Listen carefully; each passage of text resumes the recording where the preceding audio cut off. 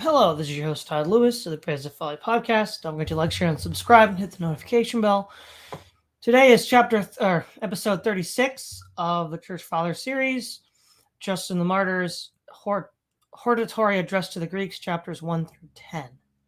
So, we can broadly divide this into three categories, four categories. One dealing with the gods, the Greek myths themselves, and then Greek philosophy, and then Greek history. And then right at the end, in chapter 10, he talks a little bit about setting it up for talking about the Christian doctrines themselves. So, chapter 1, the Greeks love to dispute and argue. Justin seeks to be able to communicate to them in a way that they can understand, rather than just being part of a argumentation circle jerk, so to speak. Christianity is the true religion. Justin wishes to investigate the teachings of both the Greeks and the Christians. Justin wishes to show that the teachers of the Greeks are in error and the Christians not. Justin begins with Homer and mocks the idea that the sea is the origin of the gods, that Zeus tempted men to war, even kills his own son. The gods fight amongst themselves. Zeus is lecherous. The gods can be wounded by men. If you accept the teachings of Homer and Hesiod, then you must believe that these gods are such as they are, or no gods at all. Okay, 3. If you reject the poets and point to the philosophers, Justin thinks you have not advanced much. Justin argues the philosophers are more ridiculous than the poets. Thales argues that water is the source of being, Anaximander the infinite, Anaximenes air, Heraclitus and Hippasus fire, Anaxagoras homogeneous parts, and Archelaus infinite air. These are physical philosophers. All of these what we would call today the pre-Socratics. So is there anything you want to say about these first three chapters, Logos? So the first comment I want to make is his argument strategy seems to be kind of odd. It's like you walk into a room where you see a bunch of people arguing about something, and you say, "Aha! You all can't seem to agree on this thing. I'm not in your group of people disagreeing about stuff. Therefore, you better listen to me." But it seems like if that's a standard you want to take, you could make an argument about anything, really. You could see two mathematicians arguing about, like, I don't know, constructivism or intuitionism versus, like, I don't know, standard ZFC construction infinites, whatever. And you can be like, aha, you two people can't even agree on the foundations of math. Therefore, and you can give a foundational view of math that's just like obvious nonsense, right? So you can't use the fact that people are arguing as evidence really for anything. The other problem is or argument against, evidence against. Exactly, yeah. So like the problem that I'm seeing here is he's looking at these philosophers trying to argue like what's primary. I didn't see, maybe I missed it. I didn't see where Justin gave like the Christian account. Like, here's how I would resolve this dispute as if I were Homer or these people. Now, he might do it later, and I'm going to hold him account to that just as we hold Moldbug to account, right? I'm taking this as an implicit promise that Justin is going to say, here's what life is fundamentally made of or whatever.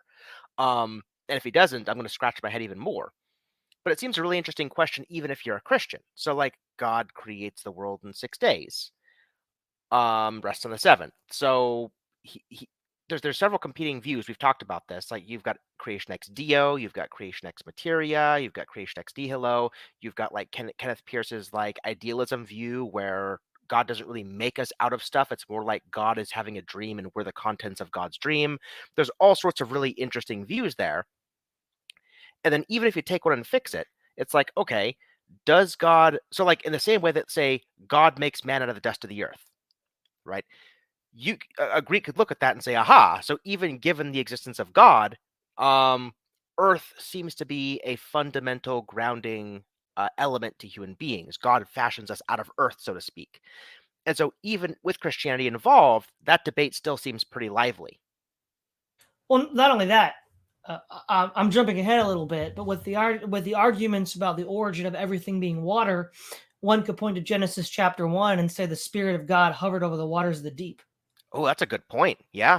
So depending on how you want to read that, you could say that maybe Thales and Homer were right. Depending on how you want to read that. Anything else do you want to say about that? No, I don't know much about pre-Socratic, so I couldn't tell you if you got anything right or wrong or anything like that. I was just looking at the broad contours of the disagreement and kind of scratching my head. Yeah, just from my point of view, when I took philosophy, not a whole lot of time was spent on the pre-Socratics. Normally what I was exposed to was just the idea of like their fundamental essence of like, oh, this is the fundamental arche of existence. Right. And at least from what I remember in college, chapter 3 seems to be a fair enough, because again, I didn't really read these guys very much either. I got it secondhand from my professors. So I don't think there's too much to criticize here as far as the portrayal of the gods. Chapter 2 is a lot of quotations from Homer. That's largely correct. So we're moving on. Chapter 4. Pythagoras calls numbers the first principle, including unity and indefinite binary. Epicurus says bodies are indestructible, nor are composed of parts, atomism. Empedocles states that there are 4 elements: fire, air, water, earth, with 2 elementary powers of love and hate. Love combines and hate divides. All of these men, 1, disagree with each other, and 2, give persuasive accounts of their beliefs. How then can you learn from them?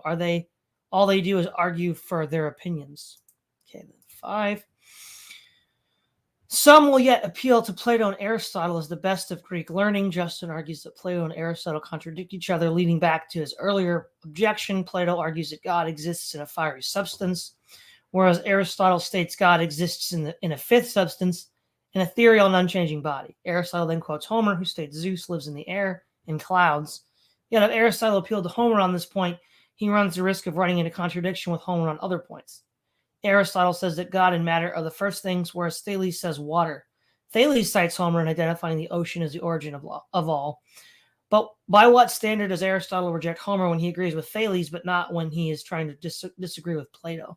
So at this point, what do you have on 4 and 5? Not much on 4. 5 is where I started really scratching my head. What I think Justin should do commentary on is if he wants to really explain to the readers what's going on here, is it seems that I've tried to. This is relevant because I try to talk to Thomists about this, like IRL. So this goes well beyond like the philosophical work we're looking at now. Take the argument from motion that you might see from like Fezzer or something like that. There are 2 ways you can interpret it. You could interpret to say that like God is fundamentally motionless and everything kind of like moves around God. He is the unmoved mover. He doesn't even move himself. He's purely like in stasis, so to speak. And some people do take this God as ultimately immutable thing. Now, an interesting issue with that, not saying it's not unsolvable, or not saying it is unsolvable or something, but like the principle of proportionate causality might say that like if the effects are all in motion, something about the cause must itself be in motion. But if God is fundamentally, it's like a statement of ontology, immutable, it's difficult to see how this fundamentally immutable cause transfers, motion immutability to its effects. Plato would try to get around this problem. I think he understands it intuitively by saying that God isn't moved by something else, but God is composed of something which is always in motion, never need to be moved. So God's like a perpetual energy machine. And then from God radiates outward all the energies and motions and things we see. So the best that Plato could do is like God is a fiery substance. So maybe he hasn't seen electricity, he hasn't seen other things which have more motion than fire, but fire for the Greeks is just raw energy, so to speak. And so thinking of God in that way isn't to say that God is fire. It's just to say that God produces the motions outward because God is fundamentally at motion inward. And without having that discussion of like principle of proportionate causality and things like that, it's really easy to give like a very foggy view of what's going on to the reader. Real quick, so as a corollary point here, in the dialogue with Trypho, he says that the Trinity can be modeled by the understanding of a candle, where the candle flame gives light, and then the ray of light is the sun, and the feeling of warmth is the Holy Spirit. Now, if you do a superficial, mean-spirited reading, somebody could say, herp derp, Justin thinks God is like a candle. Right.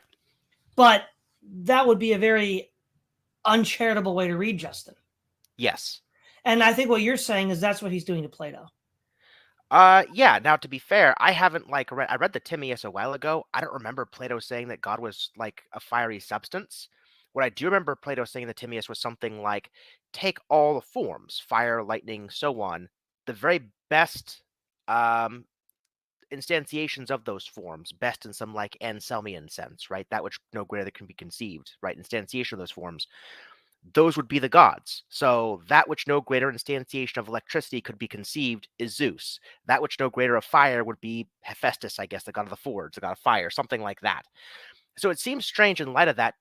It would be strange for Plato to say that God is a fiery substance and really mean it in the sense that God is like fire, because where would the boundary be between Hephaestus, or the greatest instantiation of fire, and the fire God is supposedly like? So I don't know. Maybe I'll have to read the Timaeus again, but it just doesn't seem like a proper reading of it to interpret that literally.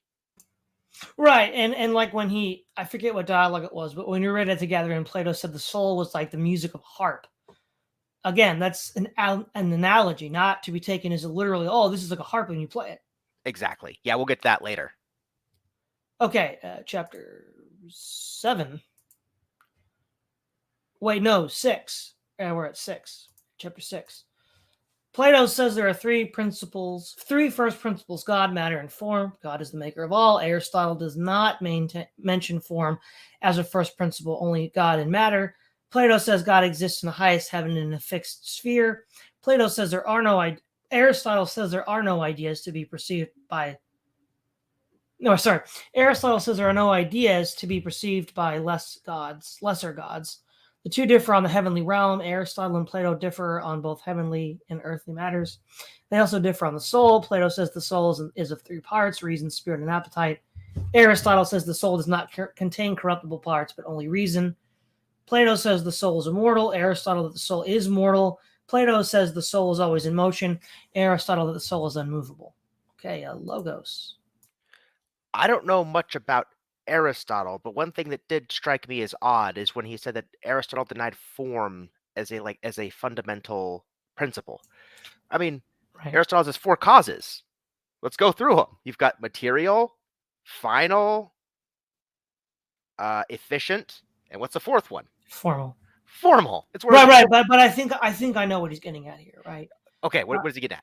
One of the things you and I have talked about in private before is Aristotle does not believe that the forms exist independently of their material instantiations. And so presumably when, say, a species of animal goes extinct, all of the forms of that animal go away.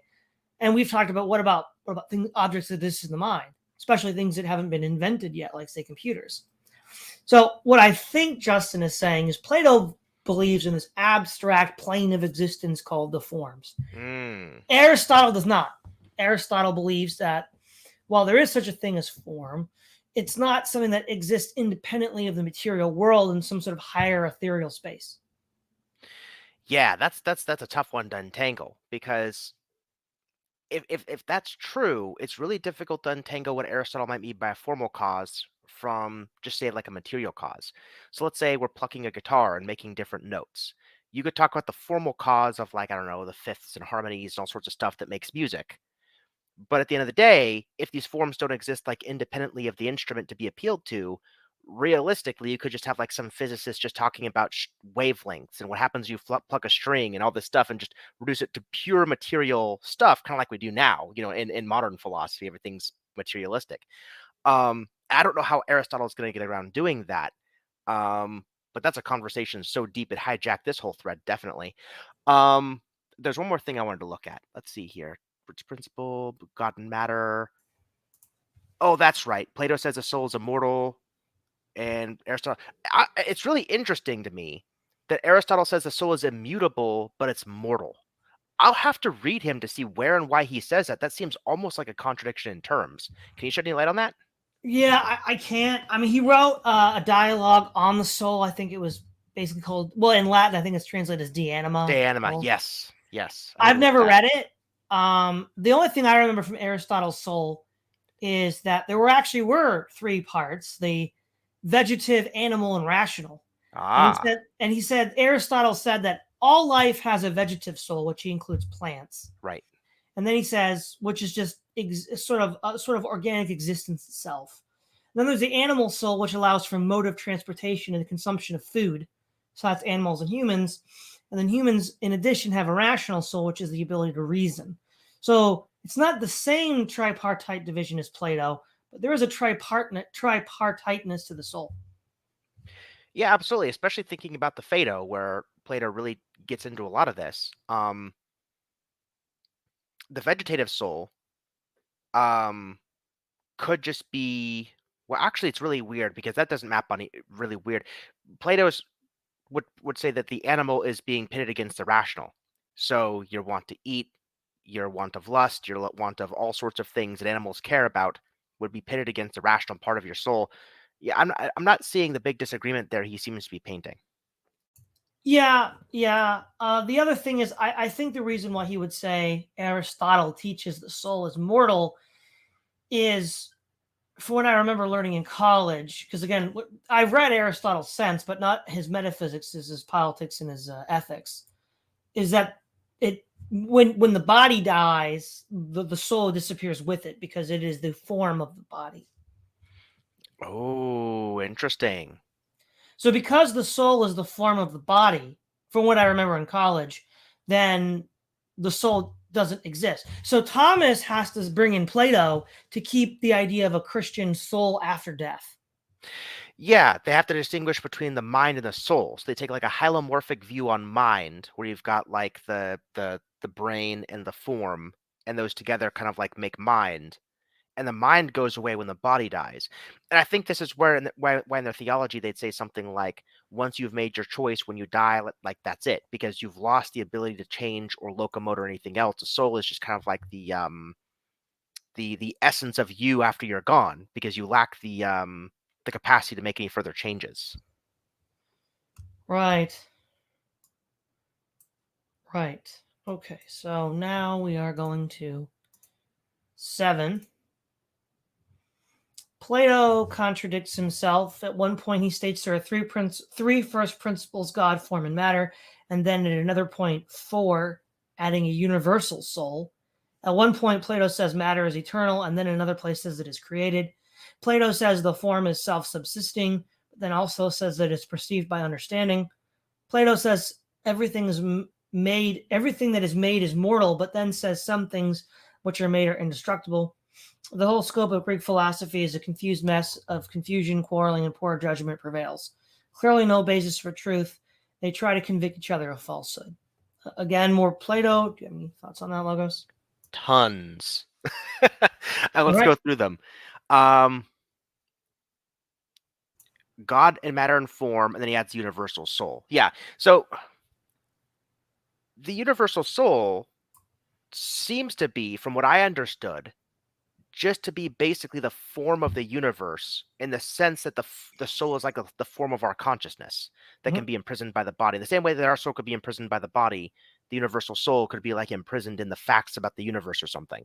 So it's not clear that's like a fourth substance. Maybe I'll have to reread again, but it just seems to me to be adding like a context, the same way that the soul drives our form. We might Mhm. call DNA helps with that today. The universe might have some type of universal DNA that explains like the laws of gravity and all sorts of other stuff that goes on in the universe. So that doesn't seem like a straightforward contradiction. Um, let's see. Then he says, same thing is among the things perceived by the understanding. No. Okay, indestructible and immortal. I don't know where he talks about that. Um, I did find it interesting. Where did he say that stuff about the soul? Hold on, I'm gonna look on my page and see if I can find it. So Or what actually, thing about the soul? he said something about the soul here. I could have sworn. Inconsistencies in Plato. There it is. All right. Right. There it is.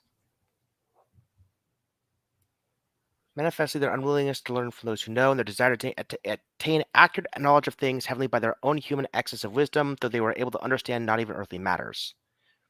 The human soul is in us, others that it's around us. Okay, he's just making like a general thing. Some of Yeah, them say the about soul how is the different fire. philosophers disagree over the nature of the soul. Yeah. Okay. So He must a, say it later then or something, or maybe I missed it. a But couple. he tried to Okay, find a go ahead. contradiction in the Phaedo, and that annoyed me, because the entire point of the Phaedo was to set up a very, very elaborate dilemma. There was a meta commentary on Heraclitus and Parmenides. It wasn't Plato literally thinking both things at the same time. Right. So one thing that's interesting is, Justin has been called eponymously the philosopher as of the Church Fathers. Now, of course, he says he was trained as a philosopher.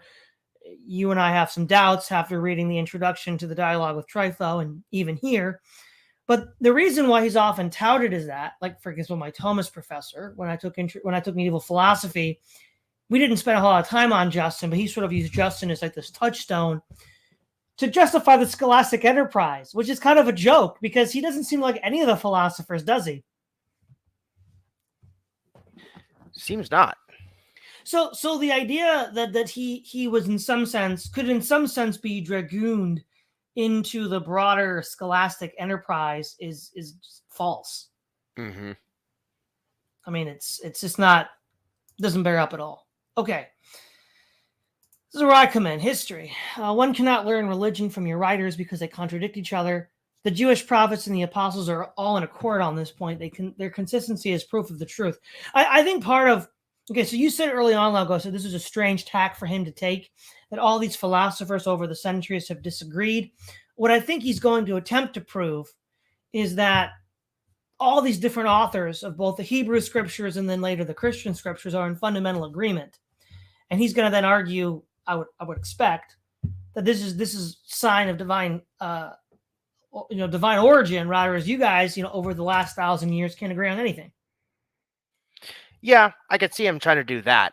I just really hope that he gets to the part of resolving the things people actually disagree about, because it's kind of easy to look at something banal that a lot of people agree on and say, I agree too, therefore, like, I'm right about this, but look at you guys disagreeing over here about these other things. Therefore, I'm right about that too. It's like, okay, well, if you're right, help us resolve where we disagree. Don't just give us places where everybody agrees. Right. Okay, so, oh boy. Okay, this is going to be a little rough. So, chapter 9, Justin, let's bring chapter 9 up. Justin seeks to appeal to Greek sources to show the antiquity of Moses, since the Greeks themselves are unconvinced by the veracity of the Hebrew scriptures. Polemon and his Hellenics and Appian and his Against the Jews testify to Moses as the ruler of the Jewish people. Now, one of the problems we have with a lot of ancient sources, other ancient historians are lost. Appian was a real Greek who Josephus wrote a response to, presumably his response to Against the Jews. But we don't have Appian's Against the Jews. So all we would have is references by Josephus in his own apology, and then what we have was some of the scattered references throughout history. He then writes, Appian wrote that Moses revolted against Amasis, king of Egypt, during the reign of Inachus of Argos. Philo and Josephus mention Moses as a very ancient character. Now, of course, Philo and Josephus they're both Jews, but this is where it's just bad. Justin falsely states that Diodorus Siculus in his history that Moses gave the laws to Egypt and that Moses was the most ancient of lawgivers. So, okay, I'm going to read what Justin says. He says, and your most renowned historian Diodorus, who employed 30 whole years in epitomizing the libraries, and as he himself wrote, traveled over both Asia and Europe for the sake of great accuracy, and thus became an eyewitness of very many things, wrote 40 entire books of his own history.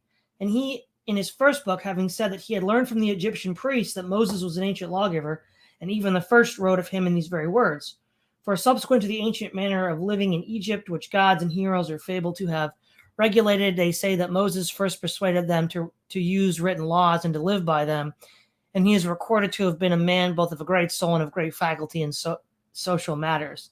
Then, having proceeded a little further and wishing to mention the ancient lawgivers, he mentions Moses first, for he spoke in these words, among the Jews they say that Moses ascribed his laws to God, who is called Jehovah, whether because they judged it marvelous and quite divine conception, which promised to benefit a multitude of men, or because they were of opinion of that people would be obedient when they contemplated the majesty and power of those who are said to have instituted the laws. First of all, parenthetical note, by the translator, Justin mistook Menes for Moses. So I'm going to bring up, we're going to end the screen share. I'm going to bring up Diodorus Siculus so we can all look at him. This is how bad it is. So this is from Diodorus Siculus. We must speak also of the ancient lawgivers who have arisen in Egypt, who instituted customs unusual and strange after the establishment of settled life in Egypt in early times, which took place according to the mythical account in the period of gods and heroes. The first, they say, to persuade the multitudes was Menes. It's not Moses, it's Menes. And then he has a list of lawgivers. He has Hermes, Minos, let's see, where else? More. He eventually gets to Moses, but Moses isn't the first one he lists. So not only in this paragraph did Justin misquote who the lawgiver was, Menes, he got the ordering wrong. Because after Menes, he first mentions Hermes. Now, Diodorus Siculus died sometime in the 1st century AD, so his histories weren't even 100 years old by the time Justin is writing this. So it's like, why would he say this? Like, no Greek would let him get away with that. No educated Greek would let him get away with that. That's a good point. I like the IAO spelling. Is that like the Greekification of Yahweh, or what is that? I've never seen that before. Well, it just says here, it's Yah. The pronunciation seems to reflect the Hebrew form Yah. Ah, cool. Okay. So it's just like, this is so bad. Like, again, no educated Greek would allow Justin to get away with this. So the first question is, can you come up with any reason why he would do this? No. I can't think of any. Well, because on the one hand, you might say, oh, he's trying to overplay his hand to get the Greeks to convert to Christianity. But something like that would be obviously spotted by any educated Greek. I mean, this is a history that wasn't even 100 years old yet by the time Justin is appealing to it. And any educated Greek who read it would immediately point this out. Well, here's a question. This is definitely your avenue, not mine. When Justin was alive and writing this stuff, what did literacy look like in Greece? Were most of the Greeks like still literate, or was literacy like really, really low at the time? Well, I throughout the Roman Empire, literacy was not high. I don't have an exact figure, but we're talking well, let's look at who Justin is addressing most of his dialogues to. That's a good question. The educated. The apology is dedicated to Antonius Pius. His dialogue with Trypho is with a fictional, but he's clearly an educated Jew. He's clearly representative of, definitely, yeah, maybe the Sanhedrin. Maybe some local synagogue. I mean, he's clearly not a rube, right? Trypho. And what is I'm gonna look this up. What is a hortatory address? Yeah, because that's something we don't hear very often. I think that hortatory, let's see, urging someone to conduct or action. So this is interesting, right? Because if it's an hortatory address, is this the someone who wrote down a speech Justin gave? I think that might be what happened. The only reason I could think that Justin might get away with this is if he's making a vast speech to a lot of uneducated, illiterate people, and this is like transcribed for posterity. Because if you have, let's say you're giving a speech, right? I'm sure, especially if you have your own friends, even somebody in the audience might just write it down. I mean, Aristotle, most of what we have from Aristotle is notes from his students. That's a good point, yeah. So then, I mean, this is a frustrating dilemma because it's not just wrong; it's badly wrong in a way that any sufficiently educated Greek would be cognizant of.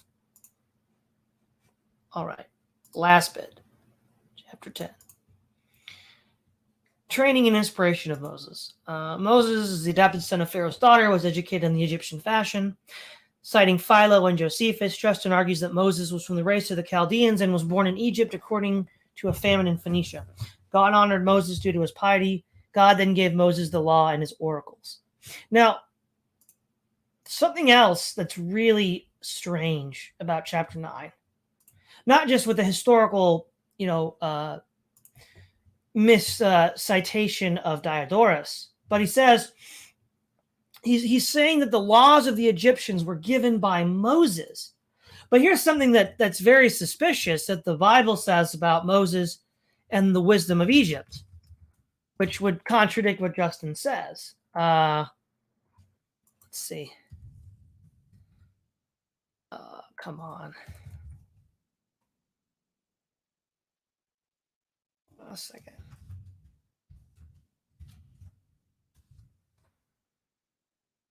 Okay, yeah. Hebrews 11:25. I'm going to bring this up. Oh, wait, we need more than that. Faith of Moses. Okay, now tell me how this matches with what Justin reportedly said about Moses being the lawgiver of Egypt. But by faith, Moses, when he was born, was hidden 3 months by his parents because they saw he was a beautiful child. And they were not afraid of the king's command. By faith, Moses, when he became of age, refused to be called the son of Pharaoh's daughter, choosing rather to suffer affliction with the people of God than to enjoy the passing pleasures of sin, esteeming the reproach of Christ greater riches than the treasures in Egypt, for he looked to the reward. And so he rejected what Egypt had to offer, right? And then we also read that Moses, let's see, Egyptians. There we go. Okay, yeah. And then we also read in Acts 7 that Moses was learned in all the wisdom of the Egyptians and mighty in words and deeds. So he learned all the wisdom of the Egyptians and then rejected Egypt. But if he was their lawgiver, would he reject what he gave them? Yeah, that struck me as weird when I read it too, but I was like, maybe Todd knows a different interpretation of this. I don't know. Well, no, but like given what we just read, right? We know that Moses abandoned what he learned in Egypt to suffer with the Hebrews, and we know that he was learning all the wisdom of the Egyptians. Also, this is from the Stephen, the first martyr. Also, the way it's constructed, Moses couldn't have been the instructor of the Egyptians because he was learned in their wisdom. Yep. So this doesn't even square with the scripture. Like, who is he trying to fool? He's not even going to fool Christians. I have no idea. I mean, I don't really want to jump to this conclusion, but there's so many mistakes with Justin. It's hard to not come to the conclusion that they're on purpose. If they're on purpose, do you think it's because of him, or do you think somebody was screwing with the text? Well, that's where it gets tricky, right? Because on the one hand, we do know that the Catholics were notorious for fabrications. You have the donation of Constantine, the false letters attributed to Ignatius. We have in the East the pseudo Dionysius, who purports to have been Paul's convert, Dionysius, which of course he was someone else. The claim was made in order to lend credibility to the doctrine. There is a lot of that. But like, who would want to ruin Justin's reputation? He's not one of those church fathers from the early days that has a bad reputation. Not like, say, Origen or Tertullian. Right. The only thing I can think of is that Justin was making some different point using the Egyptians or whatever, and somebody would have written over the text something that's nonsense rather than something that's consistent but painting a different narrative. But I can't figure out what kind of a narrative they would stop him from making involving Moses or Egypt or something like that. It's just weird. You could argue it's partly a transcription error, but then that whole last half of chapter 9 would have to be completely added or completely messed up. And I don't think a scribal error could account for all that. I don't think so either. And in a dialogue with Trypho, his misquoting of Ezekiel 14, inserting Jacob instead of Job, again, you might argue it's a transcription error, but there's a whole typological argument that goes along with that, which would not have been the case if Job was the original. Sorry, if originally there was Job and then Jacob got added in later by mistake. Right. So it's it's difficult to tell because there has been a lot of tampering, and we've it's been demonstrated through textual criticism since then. It's not impossible to untangle, but I think that with what we have, there is a growing suspicion that something is not quite right about Justin. Now, it could be that his works were tampered with, but you see, they're not tampered with in the way you'd expect. Like, I would expect people to add quotes about the Virgin Mary, quotes about the saints, quotes about the Pope. None of that stuff is showing up. Yeah, I don't know what to make of it. So it's confusing and suspicious. But all right, guys, if that's all you got, right, Logos? Nothing else? Nope, short and sweet. All right, guys, it's Todd Lewis of the Praise of Folly podcast, signing off.